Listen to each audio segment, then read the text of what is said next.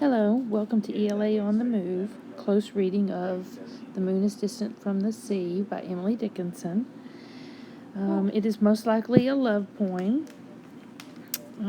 centered around the theme of lovers, give and take, comparing the relationship with a man to a woman, and the metaphors and similes that go along with that. Figurative language is found all throughout it. First up is the symbolism you see between the moon and the sea, the moon representing one gender, the sea the other, and then eventually in the poem it switches to the other side, which almost shows the justification of how they are granting all the wishes to each other, but likewise both love it. The second figurative language you see in there is heavy imagery, especially in the first stanza, where you see the comparison of the moonlight moving across the sky over the sea, which is just beautiful. And then lastly, you see the similes, metaphoric comparisons. For instance, the docile as a boy in line 3, like a mother guiding the right direction. Maybe he would live differently if he had, not ended up with her.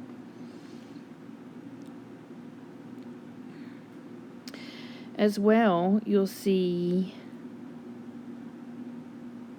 other things inside the poem, comparing and contrasting several different things throughout it. You'll start to notice how he compares the docile boy to the señor who goes to town, a lonely woman, to an independent one throughout the poem. You almost kind of see that, a man that could control how she does and where she goes, but they kind of tend to control each other and lead each other.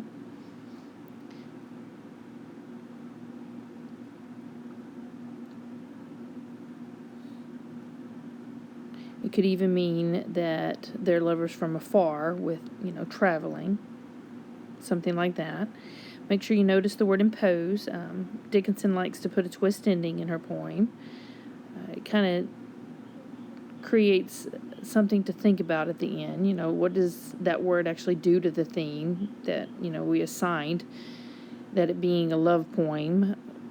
How does that affect it? How does that affect the give and take? How does that signify whether it's agreed upon or not?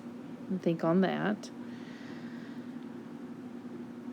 Several different ways inside the poem where you notice a lot of people want to say that it's a take on feminism or independence of a woman, that we choose to be lovers in life, but maybe it could have another meaning.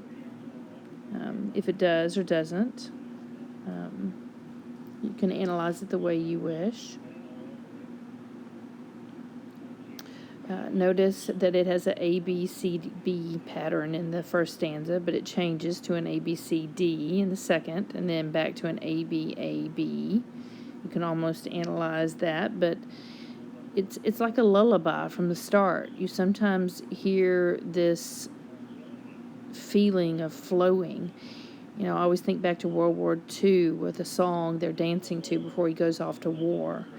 It kind of becomes a lullaby-like song playing in the background for me. Some even doubt that it's a love poem, that Dickinson actually wrote it because of a hope for an interest in love, but never had one herself. That flowing, though, like it's a cycle of the moon, like it's a lullaby to a love story that she had or didn't or wanted, whatever that may be.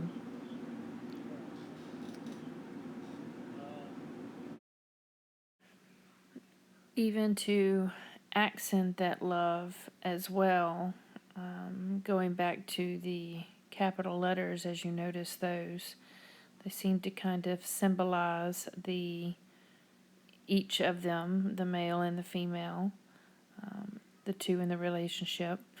It kind of goes back and forth, that flowing, like the melody, like the song, but it almost gives a symbolization of back and forth flowing as well. And if you look at stanza 3, he comes just so far toward the town, just so far goes away. It's that same back and forth feeling, fits with the melody.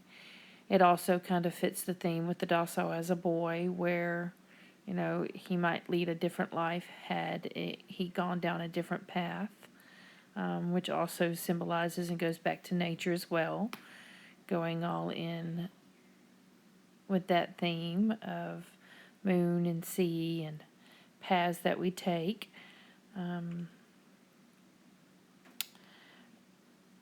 As well, paired texts that might go along with this text include road not taken, which is a very good one, paired well with a road you might take differently. Gifted the Magi by O. Henry is a great one for showing the same give and take of love, or even an excerpt of Shakespeare. If you found this video helpful, hit like, hit subscribe to help students and teachers out, and as well, teachers helping teachers out. Thank you.